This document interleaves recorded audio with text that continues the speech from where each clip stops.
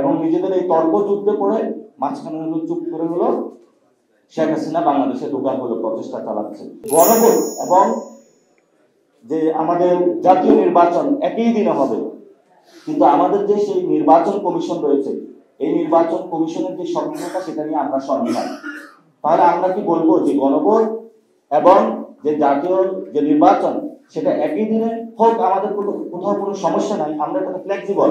কিন্তু ইসি যদি সক্ষমতা না দেখাতে পারে, সেখানে একটা বিব্রতকর পরিস্থিতিতে বাংলাদেশ হলো পড়তে যাবে।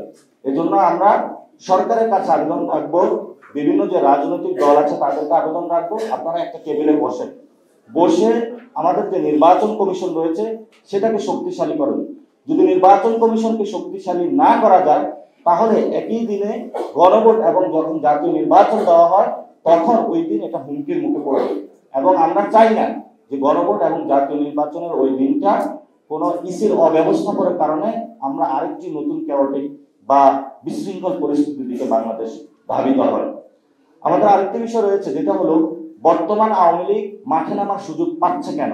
মাঠে নামার সুযোগ পাচ্ছে দুই দল যেই ধরনের বিতর্ক যুদ্ধে অবতীর্ণ হয়েছে, এই দুই দলের নিজেদের মধ্যে অনৈক্য সৃষ্টি করার কারণে আজকে আওয়ামী লীগ মাঠে নামার সুযোগ পাচ্ছে।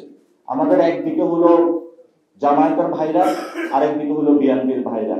একজন আজকে কর্মসূচি দেয়, আরেকজন হলো কালকে কর্মসূচি দেয়, এবং নিজেদের এই তর্ক যুদ্ধে পড়ে মাঝখানে হলো চুপ করে হলো শেখ হাসিনা বাংলাদেশে ঢোকার হলো প্রচেষ্টা চালাচ্ছে।